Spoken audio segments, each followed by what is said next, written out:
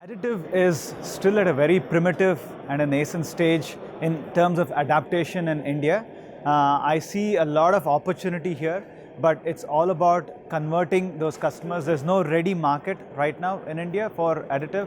There's still very small bits of people who are still learning and getting acquainted with the technology, but I see a big opportunity because moving from a very conventionally driven market, people have started learning and increasingly showing interest in adapting to additive.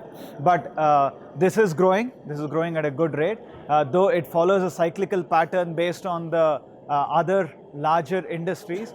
We see in different pockets people very interestingly adapting this, so we are quite excited about this, and we feel it's only the beginning of a much more promising journey going ahead in the future years.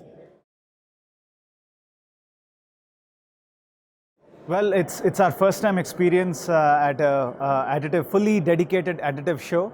I think it's wonderful here because we have the entire country in a single platform, and we have many of the international players here exhibiting. So it's good to see all these people together.